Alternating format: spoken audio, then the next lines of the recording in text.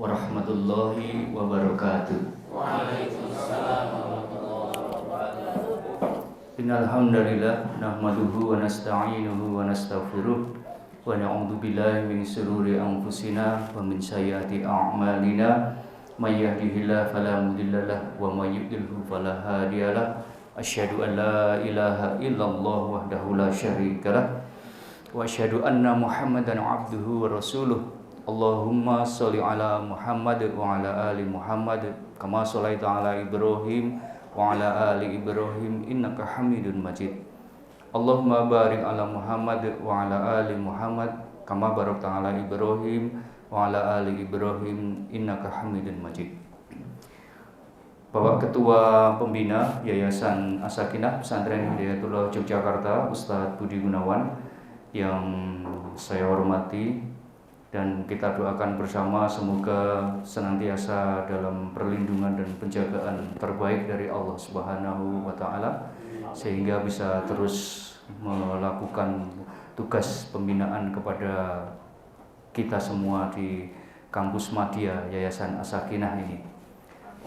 Anggota Dewan Pengawas Ustadz Slamet Adiono yang saya cintai, saya banggakan,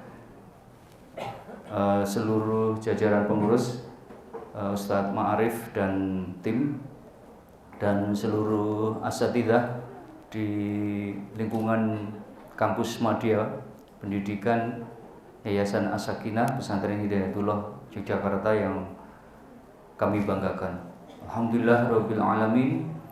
Pada kesempatan pagi hari ini, mudah-mudahan dengan berkumpulnya kita di tempat yang baik ini, dan kemudian kita akan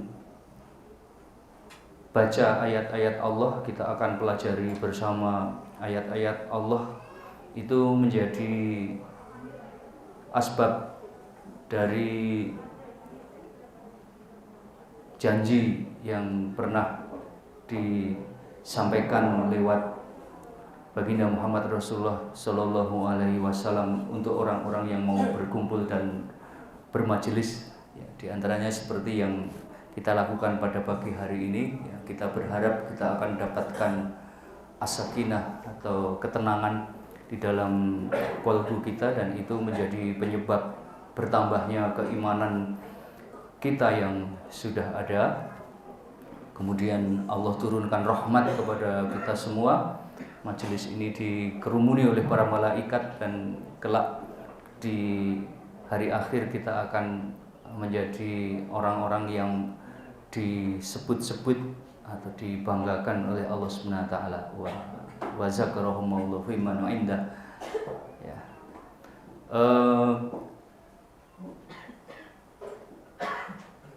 Ustadz Alam selaku penanggung jawab kajian Ramadan atau apa namanya gitu ya, untuk para mitra kerja di Yayasan As-Sakinah. Nah, kemarin meminta tema kepada saya, ini temanya apa ini Ustadz? Saya terus yang segera terlintas dalam pikiran saya adalah beberapa hal yang mungkin dalam beberapa waktu ini sedang saya riset, ya, saya explore, saya baca beberapa referensi dan literasinya. Kemudian saya terlibat beberapa diskusi dengan beberapa teman, ya, untuk saling bertukar perspektif atau sudut pandang atau tambahan referensi yang lain. Dan pada saat-saat tertentu, ya, terutama di ketika waktunya memungkinkan untuk merenung-renungkan, ya, atau kalau bahasa modernnya itu untuk berkontemplasi begitu, saya coba kumpulkan ulang, ya, seluruh bahan yang saya dapatkan dari hasil baca dan hasil dolan itu, ya, hasil diskusi itu, ya, dari literasi dan interaksi itu, ya. Sehingga saya menyampaikan dengan bahasa yang agak bombastis begitu, bahwa topik pada kesempatan pagi hari ini adalah saya ingin memantik sebuah wacana atau diskusi atau sharing tentang sebuah fenomena yang beberapa waktu belakangan ini mungkin sebenarnya sudah dimulai dari beberapa waktu yang lalu gitu, tapi kemudian relatif menghangat karena perkembangannya yang sangat sangat beragam ya, tergantung dari respon atas fenomena itu. Ya, ada yang bilang sangat mengerikan, ada yang bilang sangat amazing ya, ada yang bilang sangat fenomenal, ada yang bilang sangat revolusioner gitu. Ada yang bilang biasa-biasa saja, itu alur zaman ya begitu gitu. Jadi cara kita merespon sesuatu itu memang sangat tergantung dari cara baca kita, ya, cara interaksi kita dan cara perenungan kita. Ya, fenomena itu bernama, ya, singkatannya kalau bahasa Indonesia dibaca AI. Gitu. Kalau bahasa Inggris karena A itu dibaca A, sementara I itu dibaca I, maka bacanya menjadi AI. Ini adalah singkatan dari artificial intelligence, ya, sebuah sistem kecerdasan buatan, ya, cybernetik, robotik, begitu, yang tempo hari sempat mengheboh di beberapa tempat itu lewat salah satu titik kecil fenomenanya bernama ChatGPT dari http .2/chat.openai .com. Ya. Ini adalah sebenarnya itu hanya satu titik kecil saja, ya, dari fenomena artificial intelligence, di mana seseorang memungkinkan untuk seperti memiliki robot asisten pribadi begitu, yang bisa diajak bercakap-cakap, diajak berdiskusi, ditanyai banyak hal, terutama untuk hal-hal yang sifatnya kognisi. Ya, memang ada banyak kritik tentang fenomena tersebut, ya.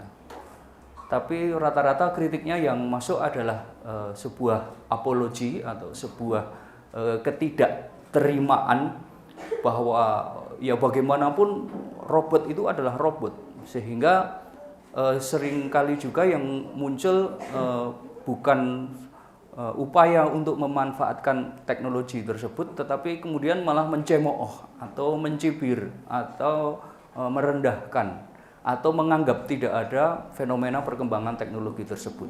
Ya, itu salah satu reaksi. Reaksi yang lain juga ada, yang kutub yang berlebihan, bahwa karena ini adalah sebuah teknologi yang kalau orang awam itu menyebutnya canggih begitu ya, atau beberapa yang memang benar-benar bergelut di dalam teknologi itu bisa merasakan betul kemanfaatannya, itu menjadi berlebihan juga di dalam menyikapi perkembangan teknologi itu, sehingga begitu mengagungkannya sedemikian rupa. Ya, maka saya sampaikan kepada Ustadz Alam, ya, saya kepingin share, memantik, dan mungkin nanti bagi teman-teman yang hari ini sedang bergelut di dunia pendidikan, ya, atau mungkin ada yang sedang menempuh jenjang pendidikan lanjutan, apakah dari D3 ke S1, dari S1 ke S2, dari S2 ke S3, dari S3 mau ambil associate profesor atau apa begitu. Itu pastilah nanti akan berinteraksi dengan hal-hal yang seperti itu. Tetapi kemudian saya sesadar-sadarnya bahwa karena sudah lebih dari separuh umur saya juga bersama di pergerakan ini, di Hidayatullah ini, ya, dan sebagai kader saya meyakini bahwa untuk topik apapun, terutama untuk topik-topik yang memang betul-betul menggetarkan jiwa begitu, itu maka kita mesti menjadikan salah satu hal yang selama ini sudah menjadi jati diri kita atau sudah menjadi khitoh kita untuk menjadi pisau analisa, untuk menjadi salah satu alat ukur untuk menimbangnya, begitu, untuk menjadi sesuatu yang dirujuk. Dan di antara yang selama ini sudah istilahnya ya cukup mendarah dan cukup mendaging gitu, adalah bahwa kita semua ya sebagai kader Hidayatullah ini diajarkan untuk menjadikan pola sistematika nuzul wahyu ini menjadi pisau analisa atas segala macam hal yang tadi saya sebutkan di depan. Sehingga kalau kesempatan pagi hari ini mungkin saya nanti out of control gitu, bicara terlalu jauh tentang artificial intelligence begitu, atau bicara yang terlalu ekstrim tentang hal itu, ya saya berharap ya sesungguhnya itu semua mesti dikembalikan lagi kepada bagaimana selama ini ya ayat-ayat Al-Quran yang sistematis itu telah memframing diri kita untuk bisa menempatkan sikap akidah yang benar, sikap akhlak yang benar, sikap beribadah yang benar, sikap dakwah yang benar, ya, apakah dakwah itu kemudian mewujud dari upaya hijrah, upaya tarbiyah, upaya dakwah sendiri sampai upaya jihad, dan sebagai sebuah upaya sikap keberjamaahan ya, yang benar. Ya, saya kira kalau frame itu sudah memang bisa kita jadikan sebagai identitas utama diri kita untuk semua fenomena apapun yang saat ini sedang terjadi di permukaan bumi ini yang begitu gegap gempita, yang begitu hiruk pikuk, ini maka kita selalu punya tempat kembali atau tempat alat timbang yang pas untuk yang itu. Sehingga saya perlu menambahkan tema untuk pada kesempatan pagi hari ini untuk senantiasa melekatkan diri kepada fitoh atau kepada jati diri di Hidayatullah ini, diantaranya adalah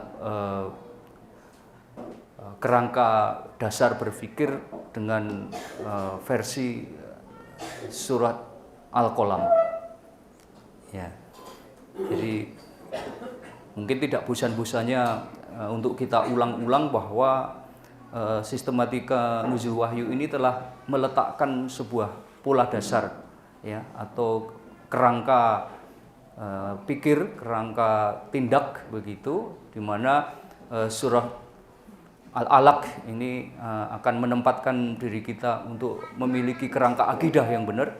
Ya. Surah Al-Qalam ini akan menempatkan kita sebagai sosok yang yakin kepada Al-Quran, yang menjadikan Al-Quran ini sebagai way of life kita, sebagai akhlak kita. Ya, kemudian Al-Muzammil untuk urusan-urusan ibadah, Al-Mudaththir untuk urusan dakwah, dan Al-Fatihah untuk urusan-urusan keberjamaahan. Ya. Saya akan memulainya dari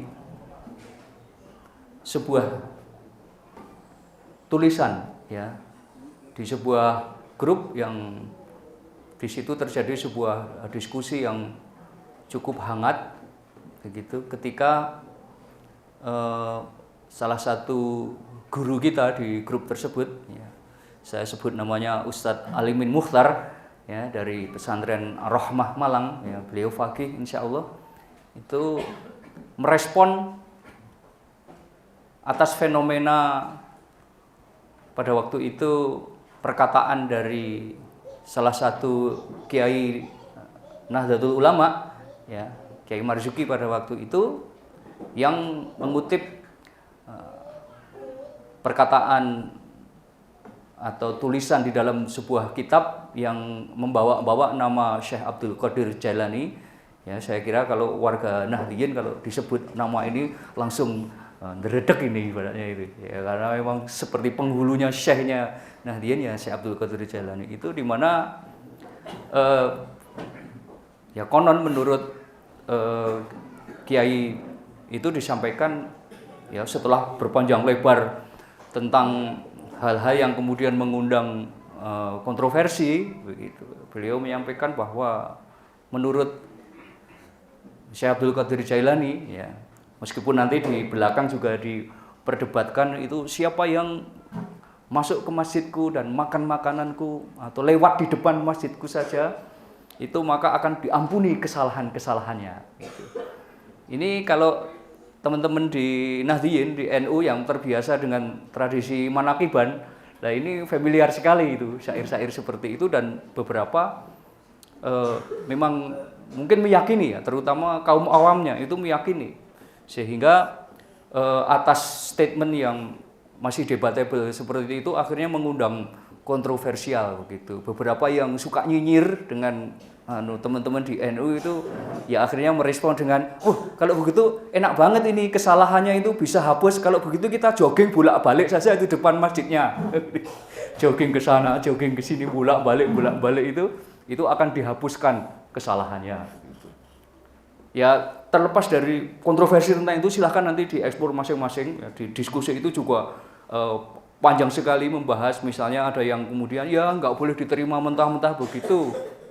Syekh Abdul Qadir Jailani menyampaikan seperti itu, singgah ke rumahku dan makan makananku itu maksudnya singgah ke masjid, kemudian makan makanan-makanan yang disediakan masjid yaitu kajian, taklim, upaya ruqyah, ada yang melakukan pembelaan seperti itu begitu. Tapi kemudian ada juga yang bicara lain, itu ndak ada sanadnya. Jangankan nggak ada sanadnya, bahkan matannya saja itu istilahnya itu berantakan ya. Pokoknya tinjauannya akan banyak sekali ya. Kemudian Ustadz Alimin ya sebagai salah satu ya kalau di grup tersebut itu adalah salah satu bintang ya. Salah satu bintang juga begitu yang kemudian memberikan hasil baca beliau begitu dan interaksi beliau, karena beliau juga memiliki background dari Nahdlatul Ulama begitu, itu memberikan tulisan yang sebenarnya menarik begitu. Bahwa setiap upaya yang dilakukan oleh satu kaum ya, taruh saja yang di situ adalah orang yang sedang meyakini kebenaran dari manaqib yang disampaikan itu pasti membaca dari kitab atau ada dalilnya ya, minimal ada gurunya, sehingga kitab inilah hasil-hasil yang tertulis inilah yang kemudian menjadi sumber rujukan, yang menjadi sesuatu yang dirunut, dianut begitu. Maka tantangannya menurut Ustadz Alimin Muchtar adalah bagaimana kita yang selama ini ya ini meyakini memiliki sebuah nilai-nilai yang utama begitu, dan kita telah membangun sistem untuk mewujudkan nilai-nilai itu, adalah bagaimana supaya nilai dan sistem itu bisa mewujud dalam sebuah literasi-literasi maupun referensi-referensi yang itu juga nanti bisa dibaca dan dikembangkan oleh generasi berikutnya. Dan inilah sebenarnya tradisi dari sesuatu yang disebut sebagai tradisi ilmiah begitu. Maka tantangan bersama bagi kita ya adalah bagaimana masing-masing kita ini idealnya memang harus melahirkan sebuah tulisan begitu. Karena kemudian Ustadz Alimin mensitir apa yang sampai kini juga masih terus saya pegang ya istilahnya. Beliau karena di grup itu ada Ustadz Abdurrahman Surabaya ya, beliau minta ya sebagai kader Hidayatullah pakai dong pisau analisa sistematika wahyu untuk menganalisa fenomena seperti itu. Maka dijabarkanlah tentang salah satu penjelasan dari surah Al-Qalam ya. A'udzubillahi minasyaitonirrajim. Bismillahirrahmanirrahim. Nun wal qalami wa ma yasturun. Ma anta bi ni'mati rabbika bimajnun. Wa inna laka la ajran ghairu mamnun. Wa innaka la ala khuluqin adim. Fasatubsiru wa yubsirun bi ayyikumul maftun inna rabbaka huwa a'lamu biman dhalla an sabilihi wa huwa a'lamu bil muhtadin. Ya, ila akhir ayat. Ya. Yang dicuplik oleh dan diberi titik tekan oleh Ustadz Alimin Mukhtar adalah ayat wal qalami wa ma yasturun. Ya. Jadi kita lewati dulu penjelasan tentang nun, ya itu nanti silahkan dibuka dalam berbagai macam kitab tafsir yang itu juga nanti akan mengembangkan imajinasi kita yang sangat mungkin ada beberapanya yang bikin mengerutkan kening begitu, karena banyak sekali penjelasan tentang nun itu adalah misalnya tentang fenomena beberapa ulama yang menyebut itu adalah ikan yang sangat besar, ya Ustaz Jundi ya. Ikan yang sangat besar yang ada di yang menopang ada di lapis terbawah, 7 lapis terbawah bumi ini begitu. Ya.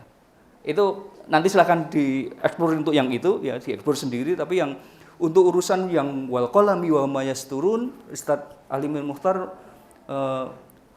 memberi titik tekan yang wa ma yasturun, ya wal qalami wa ma yasturun. Al-qalam sebagai beberapa kitab tafsir disebutkan sebagai makhluk pertama yang diciptakan oleh Allah Subhanahu wa taala, kemudian diperintah untuk menuliskan semua takdir dari mulai awal sampai akhir penciptaan, ya. Dan ketika menjelaskan tentang wa ma yasturun dan apa-apa yang mereka tuliskan, maka dhamir hum atau mereka itu adalah kembali kepada apa yang akan dikerjakan oleh para malaikat, yang dituliskan oleh para malaikat, dan apa yang dikerjakan atau dituliskan oleh para manusia. Ya, dan kecenderungan kebanyakan ulama adalah menyoroti yang kedua, bahwa wa ma yasturun ini adalah tentang apa-apa yang dituliskan oleh manusia. Ya, jadi tentang apa-apa yang dimiliki, nilai-nilai yang dimiliki oleh manusia, ya, sistem yang dibangun atas nilai itu kemudian dituliskan oleh manusia. Ini kemudian sesuatu yang istilahnya itu dibikin komparasinya antara sistem nilai yang dibangun oleh manusia yang tidak berlandaskan atas yang ayat berikutnya ma anta mati, ya, bahwa itu penjelasannya ada Al-Qur'an, ya. Maka kalau seseorang menuliskan, membangun sistem, membangun nilai dari nilai-nilai, membangun sistem yang tidak bersama dengan nikmat dari Allah yang sangat luar biasa bernama Al-Qur'an ini, maka ada konsekuensi yang mengikutinya, bahwa dia akan majnun, bahwa dia akan tidak mendapatkan sesuatu yang sebagaimana apa yang dituliskan oleh manusia-manusia yang menjadikan Al-Qur'an ini sebagai rujukan utamanya. Dia akan dapat jaminan nggak akan majnun, dia akan dapat jaminan khuluqin adzim, dia akan dapat jaminan ajrun ghairu mamnun. Ya. Dia akan dapatkan 3 jaminan itu, yang dimana 3 jaminan itu menjadi ultimate, ya, hampir menjadi tujuan akhir dari apa yang selama ini dilakukan oleh manusia, dari bangun tidurnya sampai tidur kembalinya itu. Ya. Maka kalau kita sudah bisa memahami hal ini, bahwa orang-orang yang membangun nilai, membangun sistem, membangun isme, ya, kalau ini mengingatkan kepada nasihat dari Ustadz Suharsono, ya, kumpulan nilai dan sistem inilah yang hari ini disebut dengan ideologi atau sistem. Nanti ini akan manifest atau akan mewujud dalam seluruh peri kehidupan. Ideologi, politik, sosial, ekonomi, budaya, pertahanan, pendidikan, kesehatan, teknologi, itu sesungguhnya adalah bangunan-bangunan nilai dan sistem, ya, yang merupakan sesuatu yang dituliskan oleh manusia. Ya, nanti benang merahnya dengan situasi artificial intelligence yang hari ini sedang mengemuka sedemikian rupa itu Ya, kita akan dapatkan jawabannya kalau kita kemudian bisa benar-benar merujukkan itu kepada ya sistem dan tata nilai yang dibangun oleh Al-Quran. Ya, karena Al-Quran menjamin kalau memang tidak lepas dari Quran, dari nikmat Allah SWT, ya, bini'matika itu tafsirnya adalah Al-Quran, maka dia dijamin gak akan gila, gak akan crazy. Ya. Jadi jangan dibayangkan Majnun di tempat itu adalah orang-orang ODGJ gitu ya, bukan. Ya, bukan orang-orang yang ada di dekat tempat latihan badminton itu, ya, di rumah sakit Gracia itu. Atau orang-orang yang hari ini mungkin sedang dibina oleh salah satu sahabat kita di Solo, Ustadz Ahmad Sunoto. Jadi beliau itu yakin banget itu loh, bahwa sedang melakukan pekerjaan pembinaan kepada orang gila. Itu sudah mendapatkan sanggahan dari banyak asatidz, tapi beliau tetap kekeh. Beberapa yang menyanggah itu menyampaikan, orang gila kayak begitu, itu kan bebas dari tuntutan, ya, dia tidak terkena kewajiban begitu. Jadi ya memang kalau dia nggak sholat, ya nggak apa-apa karena gila, gitu. Tapi Ustadz Ahmad itu berkeras, saya itu bukan itu. Setiap orang itu memiliki fitrah. Saya ini datang ke situ bukan mau menyembuhkan orang gila, tapi mau mengundang fitrahnya supaya fitrahnya itu kembali, katanya begitu. Ini juga fenomena yang menarik untuk diperbincangkan begitu, ya nggak? Kalau kita pakai kerangka pikir yang, oh namanya orang gila kok didakwahi, oh dia itu sholat aja nggak wajib kok. Kan orang gila itu, ada kemarin saya dikirimi WA guyonan sama teman itu, ya, gini, Ustadz assalamualaikum, saya sedang sholat berjamaah dengan istri saya Ustadz, tapi di tengah-tengah menjalankan sholat berjamaah tarawih, saya baru ingat bahwa ternyata saya belum menikah. Ya. Kalau begitu Ustadz, apakah saya harus sujud sahwi karena saya lupa bahwa saya belum menikah? Nah, itu kan orang gila itu. Maka segera dijawab saja, jangankan sujud sahwi, antum tuh sholat tarawih saja tuh nggak wajib karena antum gila. No, bukan itu yang sedang ingin saya bincangkan tentang Majnun itu. Ya, Majnun dalam kerangka surah Al-Qalam yang apalagi ya, yang memang itu disebutkan adalah sekumpulan orang yang membangun ideologi, memiliki nilai-nilai, dan nilai-nilai itu dikerjakan bersama dengan orang-orang yang serupa, yang memiliki nilai serupa sehingga terbangunlah sistem. Ini kalau tidak berdasarkan atau berlandaskan Al-Quran, maka dijamin Majnun. Majnun dalam arti yang memang gila. Gila nanti. Gila itu artinya ada ketidaksesuaian begitu, ada ketidakharmonisan, ada istilahnya paradoks atau menimbulkan kerusakan, atau merasa diri sudah benar padahal sebenarnya salah. Orang yang gila dalam arti harfiah begitu, itu kan kalau jalan dari misalnya dari Pakem sampai dari mana ini Balong sampai ke Monjali sana, Yun Sewu ya misalnya nggak pakai awar-awar begitu. Bahasa Indonesianya apa awar-awar? Nggak menutup aurat lah begitu. Terus kemudian ya gundal gandul misalnya begitu.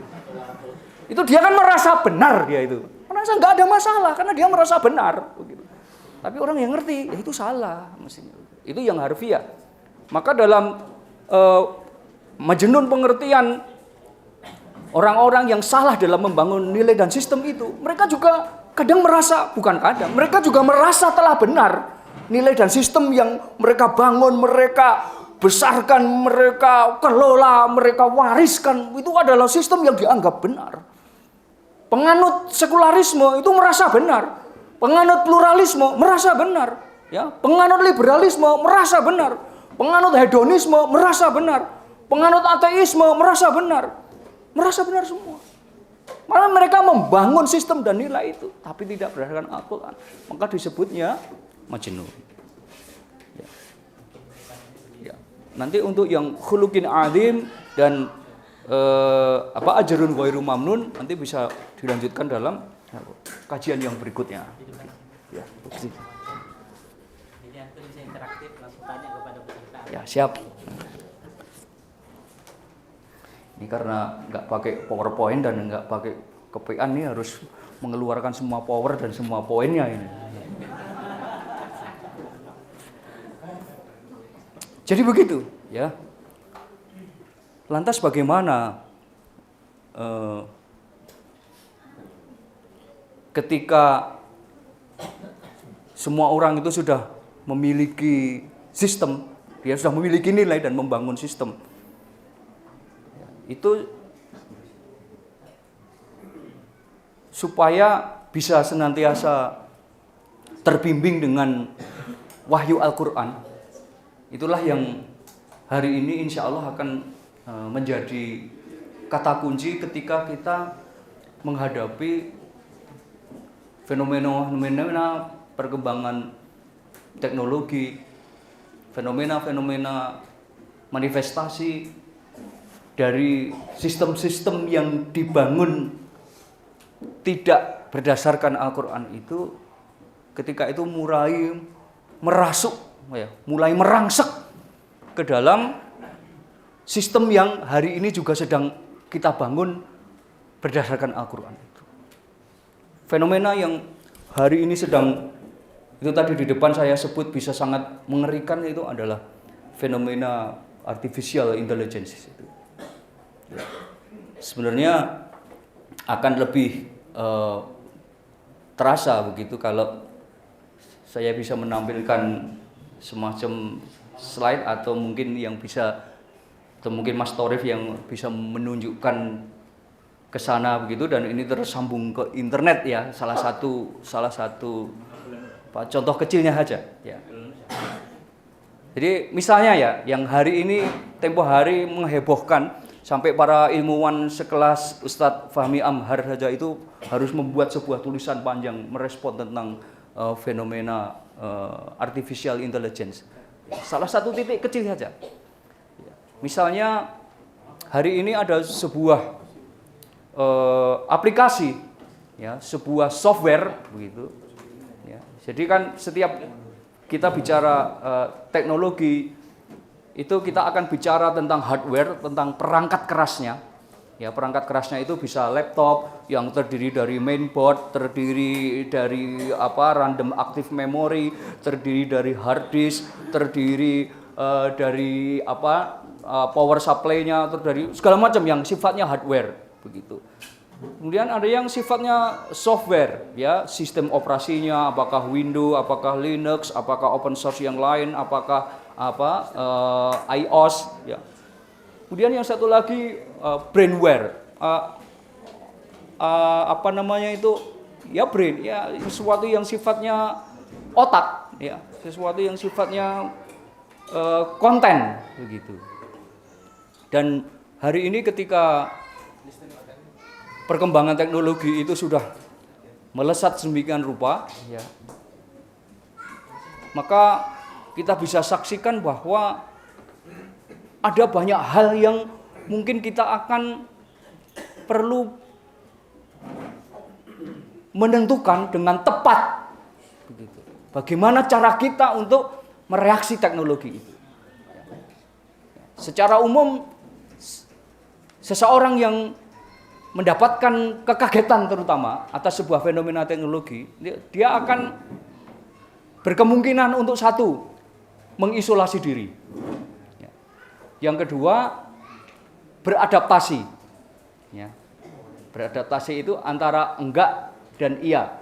Ya, beradaptasi itu nanti dua macam. Ya. Adaptasi yang sifatnya cenderung permisif, dan adaptasi tapi melakukan pembatasan-pembatasan. Kemudian yang keempat ya, yang memang taken for granted, yang memang merespon teknologi itu dengan sebegitu sangat gembiranya, pokoknya segala macam teknologi yang hadir yang itu segera didekap begitu.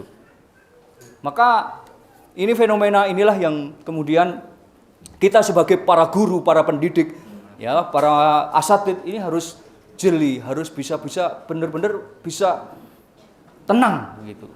Lagi-lagi panduannya, makanya saya beri pisau analisa di awal tadi, panduannya itu adalah surah Al-Qur'an, surah Al-Qalam ini sudah menjadi harga mati kalau untuk yang itu. Tapi tentang bagaimana nanti menentukan langkah teknis ketika merespon artificial intelligence ini, maka inilah yang menjadi PR kita bersama, bisa menjadi pemantik atas diskusi kita bersama. Ya nanti ya. Jadi saya barangkali perlu menarik ke waktu yang ketika teknologi sederhana itu mulai diluncurkan ya. Saya nggak tahu persisnya kapan tentang fenomena kalkulator. Ya, saya nggak tahu persisnya tahun berapa kalkulator itu diluncurkan oleh para pengkreat kalkulator, oleh para ilmuwan atau saintis kalkulator itu. Ya. Bagaimana agar dengan memencet angka itu tiba-tiba sudah muncul hasil. Ya. Nanti gampang nih kita membangun analoginya. Jadi kalau secara teori dasar sains itu operasi bilangan, ya, itu sederhananya ada dua, ya, penjumlahan dan pengurangan. Ya. Perkalian itu adalah penjumlahan yang berulang. Nah, Pak Toto ini ahlinya nih. Ya, Pak Toto tadi pagi menyapa saya, wah, Sarjanto ganteng sekarang. Basa-basi ini ya. Jadi kalau ganteng itu basa-basi, kalau menua, itu realita. Ya. Saya sudah bersahabat dengan Pak Toto itu sejak beliau menjadi aktivis di Masjid Sagan itu. Ya, masjidnya yang kalau kita dari asrama Sagan itu nyebrang dulu ke sana, terus ke sini, terus ke sana. Tiba-tiba sampai sekarang tetap dikumpulkan di jalan Allah.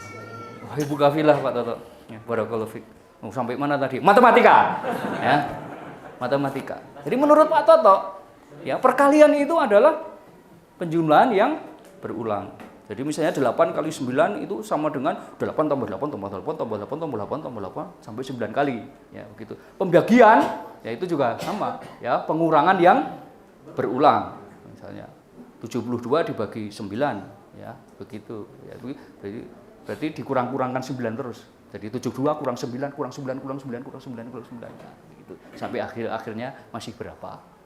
Ya, begitu.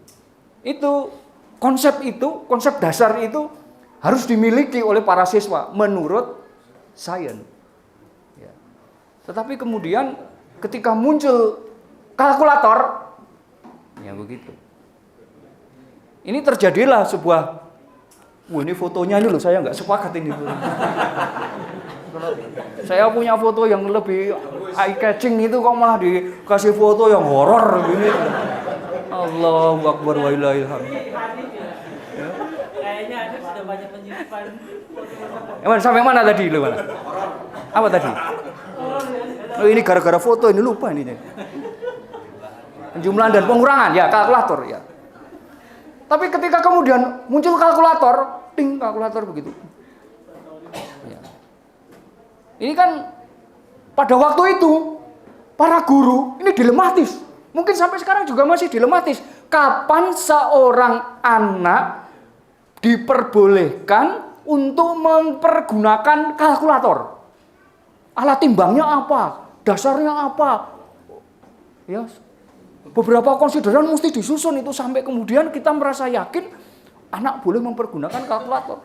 Karena kalau anak belum memahami bahwa perkalian itu adalah penjumlahan yang berulang atau pembagian itu adalah pengurangan yang berulang, ya, dia nggak tahu metodologinya itu, maka dia merasa santai saja, 7 kali 9. Ya sudah, pencet angka 7, pencet angka kali, pencet angka 9 sama dengan 63. Kalau hanya dilihat dari hasilnya, ya, mungkin sama-sama 63. Tapi ya hari ini mungkin guru matematika merasakan problematika yang sama ketika melihat fenomena anak-anak. Saya dulu nggak tahu TK apa mungkin sebelum TK gitu. Itu sudah hafal perkalian di bawah 10 itu. 9 kali 7, 63. 9 kali 8, 72. 7 kali 8, 56. 5 kali 7, 35. Nah, itu sudah ngelotok itu. Tapi saya tanya anak saya, 9 kali 8 berapa, Pip?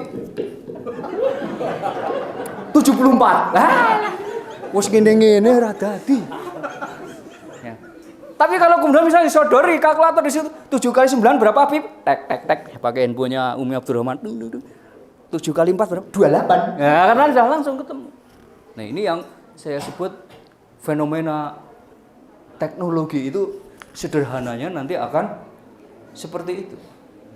Jadi gini ya, ini salah satu fenomena yang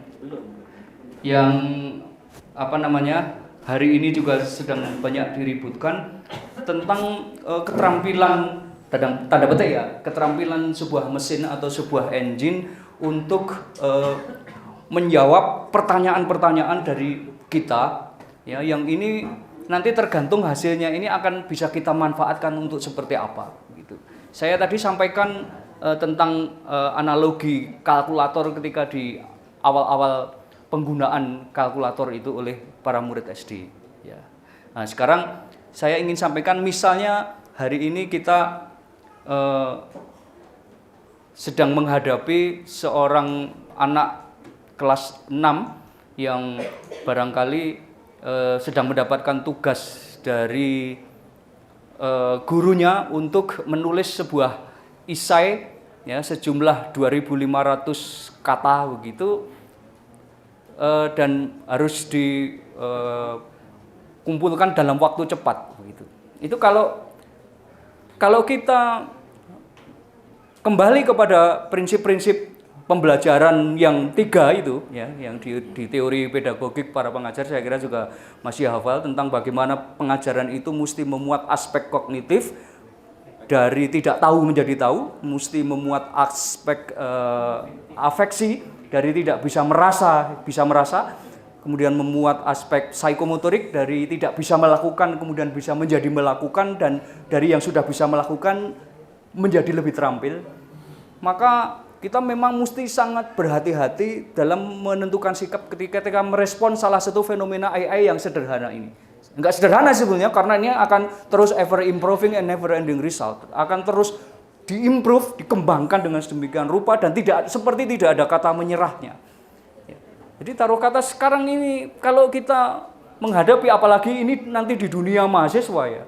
Ketika misalnya seorang dosen meminta tugas untuk seorang mahasiswa untuk membuat paper misalnya, bahkan jangankan paper, skripsi, ya, jangankan skripsi, disertasi, jangan disertasi, kemudian dilengkapi dengan segala macam, misalnya mahasiswa teknik harus membuat coding, itu sudah, masya Allah, sudah bisa dilakukan oleh sesuatu yang disebut artificial intelligence ini. Ya, misalnya saya ketikkan begini ya, ini saya sedang berhadapan dengan robot saya ini. Jadi ini salah satu kelemahannya AI ya. Yaitu dia belum bisa bekerja maksimal untuk sebuah lokasi atau sebuah daerah yang hardware dan softwarenya ini ketinggalan. Seperti di tempat kita ini. Nanti ini juga akan menjadi bahasan kita berikutnya. Ya, bahwa di antara problem dari AI ini ya, ini juga akan menimbulkan sebuah kesenjangan atau sebuah disparitas yang sangat kuat antara orang-orang yang sudah bisa memiliki hardware, software, dan brandware di dalam mengakses AI ya, atau artificial intelligence ini, dengan bahkan dari negeri yang menjadi pelopor dari perkembangan dari AI ini. Ya. Ini misalnya tadi saya ketikkan suatu perintah kepada robot asisten saya ini yang ya misalnya ini ya. Tolong beri penjelasan saya tentang pembelajaran madrasah 5.0. Mungkin ada teman-teman yang belum mengerti, madrasah 5.0 itu seperti apa begitu. Padahal mestinya ini teman-teman di MTS dan MA ini sudah merespon hal itu. Ini AI ya, ini karena dia sudah menginput data dari seluruh resources atau seluruh sumber, apakah itu Wikipedia, apakah itu Google, apakah itu Bing, apakah itu sumber-sumber yang lain yang hari ini terkumpul di satelit-satelit yang kemudian orang menyebutnya menyimpan di iCloud itu, di sebuah meta big data pengumpul data yang sangat luas itu. Maka meskipun hari ini memberi limitasi per September 2021, ya itu masih terasa wah data itu. Jadi ketika kita meminta bagaimana tentang konsep pembelajaran madrasah 5.0, itu mesin kita, robot kita itu sudah akan langsung memberikan jawaban dengan penyusunan frase kalimat yang sangat luar biasa. Jadi kalau ini kita tanyakan kepada misalnya Pak Marif, tolong tuliskan pembelajaran madrasah 5.0. Misalnya terus tulis, Pak Marif akan nulis. Oh itu gampang, saya sudah tahu. Tapi ketika mengetik misalnya, mungkin Pak Marif akan keliru ketika menempatkan apakah di itu dipisah ataukah di itu disambung. Misalnya dalam kalimat di Jakarta misalnya. Di Jakarta itu setelah di spasi enggak ya gitu. Perkembangan itu sudah lewat itu. Jadi kita seperti sudah nggak memerlukan editor lagi, nggak memerlukan copywriting lagi, nggak memerlukan lagi proofreader lagi. Nanti dalam diskusi-diskusi yang sudah jauh lebih dari itu, maka akan ada sekian banyak profesi-profesi yang tergerus atau tertinggalkan atau tersingkir atau terlindas atau wis gak kanggo meneh. Sebagaimana tukang-tukang sablon yang dulunya bloni kartu nama itu kemudian menjadi nganggur ketika mesin printer hadir. Sebagaimana para tukang cetak offset printing seperti Pak J dan kawan yang hari ini banyak domblong karena semua sekarang ini pakai PDA, pakai tab, pakai tablet, pakai Microsoft begitu, pakai Asus, pakai apa begitu. Ini perkembangan. Ini tolong nanti difikirkan kalau kemudian kita hanya berorientasi kepada hasil. Kalau kita hanya berorientasi kepada hasil yang mau kita inginkan, maka apakah kita masih memerlukan bantuan seorang tenaga administratif, seorang sekretaris misalnya untuk memberikan sebuah resume? Biasanya kan kalau tolong Pak Sekretaris, mana Pak Sekretarisnya? Nah ini Pak Sekretaris. Tolong ini ketua mau pidato ini, tolong tuliskan konsep tentang pembelajaran 5.0. Nah, sekretaris, ya. Akhirnya akan gimana? Masuk ke AI, ya, masuk ke AI kan? Ya kalau ketuanya berpikir sebagai sekretaris, kalau ketuanya memiliki AI, sekretarisnya gak KAE, nggak dipakai, ngapain punya sekretaris bayar mahal? Ya kan? Akan seperti itu fenomenanya. Ketua cukup dengan pembelajaran. Coba dibaca aja. Saya misalnya mengetikkan tolong beri penjelasan detail tentang pembelajaran madrasah. Nanti tentang cara bertanya atau prompting itu juga sudah ada teknisnya sendiri. Ya. Saya beberapa waktu ini yang mungkin mohon maaf ya Umu Abdurrahman kalau di rumah mungkin kelihatannya abinya suka stres. Saya sedang riset itu. Ya. Saya sedang riset itu. Tentang bagaimana ini kok wah, dahsyat banget. Jadi cara untuk bertanya supaya mendapatkan jawaban-jawaban yang spesifik, yang limited, yang konsisten, itu juga ada. Jadi karena memang fenomenanya seperti ini. Misalnya ketika saya memberikan pertanyaan sederhana aja, dia sudah jawabnya itu sudah asik loh. Tolong beri penjelasan detail tentang pembelajaran madrasah 5.0. Begitu di enter, nggak perlu waktu. Kalau merintah sama Ustadz Torep kan, ya Ustadz minta waktu 3 hari. Saya baca dulu itu Wikipedia, saya baca dulu Google, saya baca dulu jurnal supaya bisa menampilkan teknik pembelajaran 5.0. Maka dia udah akan nulis pembelajaran madrasah 5.0. Coba silakan sekarang yang ahli proofreader, silakan baca ini dan coba cari kesalahan struktur tata bahasanya. Subjek, predikat, objek, anak kalimat, anak keterangan kalimat, mana yang salah? Silakan. Pembelajaran madrasah 5.0 adalah konsep pengembangan pendidikan di madrasah yang ditujukan untuk meningkatkan kualitas pendidikan serta relevansi antara kurikulum dan tuntutan kebutuhan zaman yang semakin maju dan kompleks. Menulis kompleks saja itu nggak salah. Mungkin kalau yang mengetik Ustadz Torep, kompleks nulisnya kompleks pakai X atau pakai C, kompleks. Pembelajaran madrasah 5.0 juga mencoba untuk mengembangkan kemampuan siswa dalam bidang kognitif, afektif, psikomotorik, serta mempersiapkan mereka untuk menghadapi tantangan global di masa depan. Ya. Ada 4 aspek penting mempelajari ilmu. Itu berapa? Ini ngeri apa seneng kayak begini tuh? Ya itu tadi tergantung dari respon kita masing-masing. Ini baru contoh kecil, saklumit kecil. Saya punya daftar, saya barusan dikirimi kurang lebih ada 360 website dan aplikasi yang memuat kecerdasan buatan ini, cybernetic ini, yang Masya Allah, saya membayangkan itu sampai saya pengelanaan berpikir saya ini masih terus terasa gonjang-ganjing. Karena apa? Karena misalnya saya mungkin nggak mungkin ya menampilkan di tempat ini mungkin, tapi nanti kalau dalam situasi yang lebih non formal begitu, saya tunjukkan misalnya tentang bagaimana fake human, ya, fenomena orang palsu,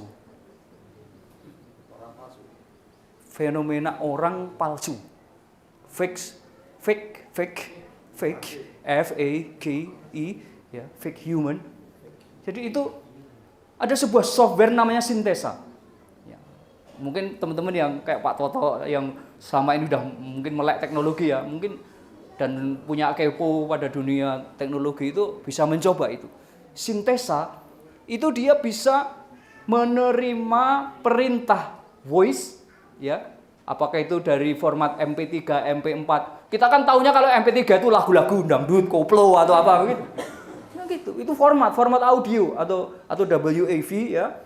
Itu kemudian dia meletakkannya di dalam softwarenya itu dan dia memiliki kemudian pilihan-pilihan dari sosok figur yang sudah direkam, wajahnya, gitu ya, wajahnya itu sudah direkam di situ, dan dia sudah lakukan sebuah proses cybernetik yang sangat luar biasa sehingga dia bisa mengekspresikan tulisan itu seolah-olah dialah yang sedang berbicara.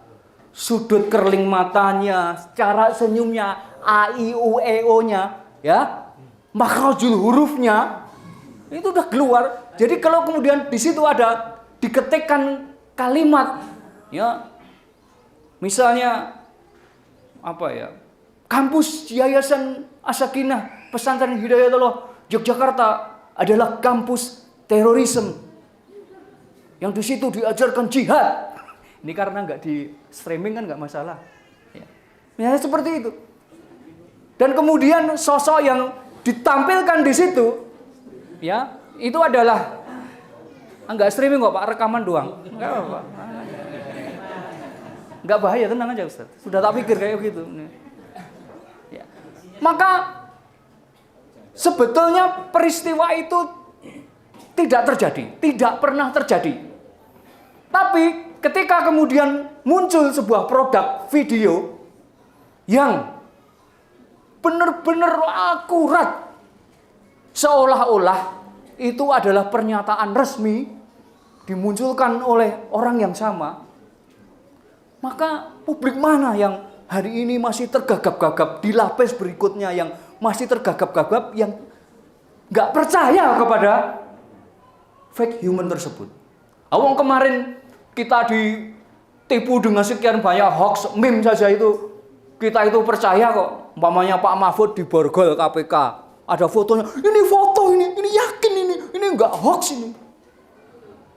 Itu baru fenomena-fenomena yang sederhana. Apalagi kelak, jangankan cuma tulisan yang kemudian, ya, mungkin awalnya ketikan, text to speech, ketikan menjadi voice menjadi speech, itu sudah hal yang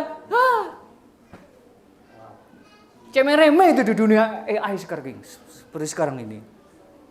Jadi bisa dibayangkan. Video, jangankan nanti yang cuma video.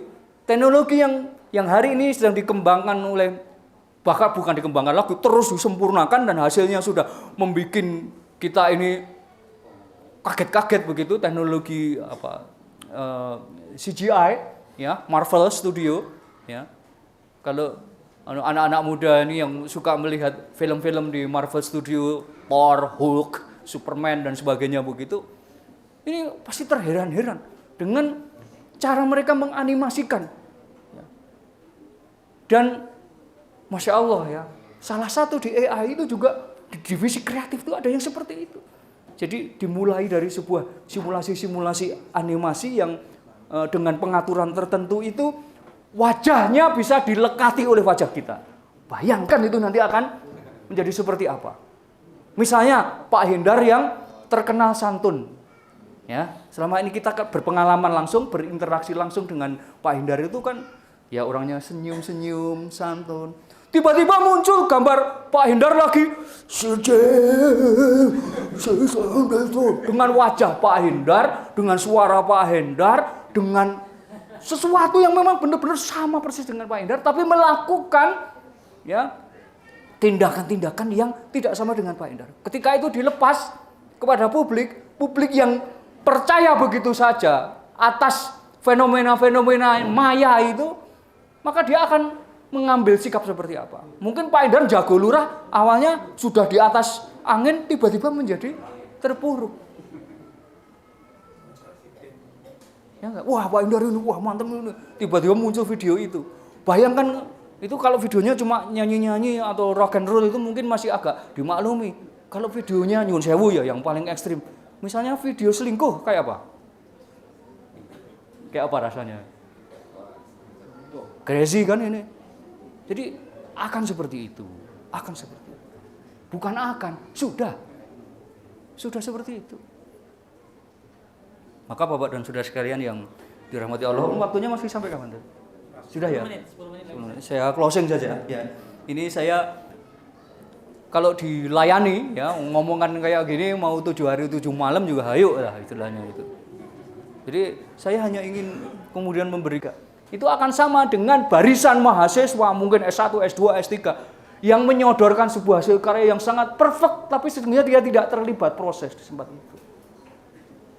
Dan apakah kemudian para dosen yang hari ini sedang gelisah, ya, para guru yang hari ini sedang gelisah dengan fenomena plagiarisme seperti ini, kemudian merasa bertepuk tangan dan Allah ternyata ada bot lain, ada cara yang lain untuk mendeteksi plagiarisme itu. Jadi beberapa menyampaikan sekarang ini di pembelajaran di Amerika, di Eropa, karena sudah maraknya AI itu, kemudian muncul sebuah teknik untuk mendeteksi apakah itu hasil plagiarisme atau enggak. Jadi begitu nyodorkan jawaban ketahuan, ini hasil Perplexity ini hasil UChat ini hasil ChatGPT ini. Tapi apakah para pencipta AI itu juga rela ketika ada software yang bisa mendeteksi plagiarisme? Enggak. Sudah muncul software tandingannya lagi.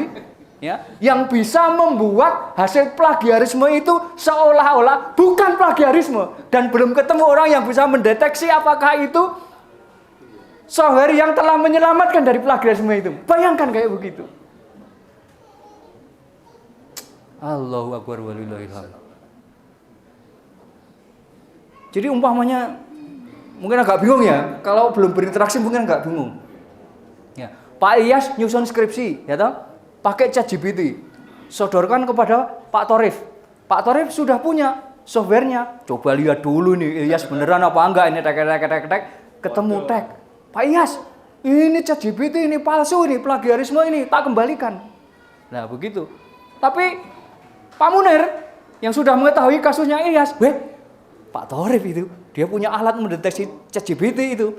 Datang Pak Hendar, tokohnya AI yang canggih itu, Pak Munir. Nih tak kasih software yang bisa membuat hasil plagiarisme Anda ini tidak terdeteksi oleh alatnya Pak Torif. Tek masuk sini. Wah bagus ini Pak Munir, lancar dokter. Bayangkan itu akan seperti. Nanti yang di sini akan meningkatkan lagi. Inilah yang disebut konsep teknologi tentang ever improving and never ending result. Akan terus. Tidak ada kata menyerahnya.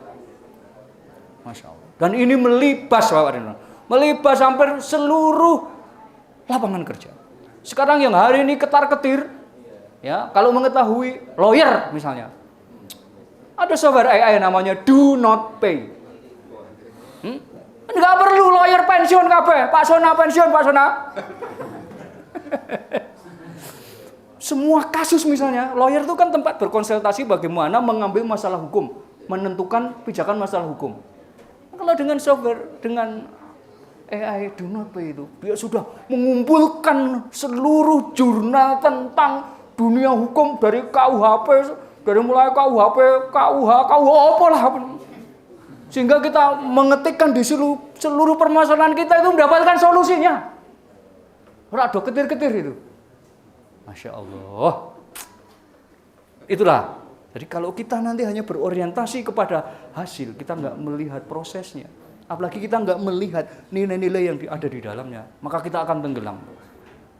Pertama PR-nya itu. Yang kedua, PR yang kedua, ada beberapa orang, ya, ini respon kita juga nanti, yang ketika kemudian apatis, alah, itu cuma kecerdasan buatan kok, masih tetap hebat otak ciptaan manusia. Iya benar.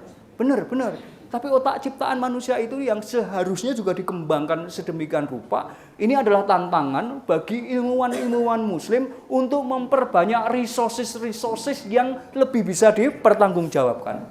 Karena yang seperti ini sebenarnya dia juga menggali dari resources yang diinputkan, dimasukkan. Kalau kemudian tidak muncul banyak ilmuwan muslim yang misalnya seperti dilakukan oleh Ustadz Junaidi, ya, beliau mempunyai karya Maktabah Kubro yang kalau itu di print dalam wujud cetak itu bisa menjadi buku sepanjang Anyer sampai Panarukan. Dari mulai Lampung sampai Banyuwangi misalnya. Itu kalau itu nanti tidak dimasukkan ke dalam program cybernetik, apakah itu dimasukkan dalam Wikipedia, apakah tidak dalam Google, apakah itu tidak dimunculkan dalam jurnal-jurnal yang kemudian memungkinkan untuk diakses, maka ya kita nanti juga akan dijajah juga oleh maraknya konten yang hari ini itu Masya Allah sudah sedemikian rupa. Ya, jadi sekarang yang menguasai anak-anak muda, generasi milenial dan generasi Z, ya, ini yang di Indonesia demografinya itu sudah nyaris lebih dari 52%. Ini anak-anak itu nanti akan ke bawah itu.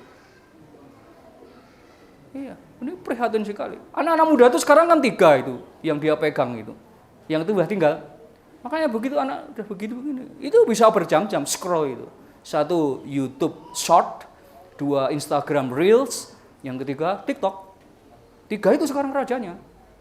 Anak sudah begitu. Misalnya saya kemarin riset tentang AI ya. Begitu saya terkonek dengan AI, atau kalau misalnya dulu saya terkonek dengan National Geographic. Saya juga suka dulu adventure. Itu begitu saya itu terus itu enggak ada berhentinya itu. Saya follow semua kontributor National Geographic, itu saya dapat terus update-nya itu. Dari foto gambar iwak paus melahirkan macan apa itu saya kan suka. Itu juga kalau kita punya kecenderungan tertarik pada AI. Masya Allah.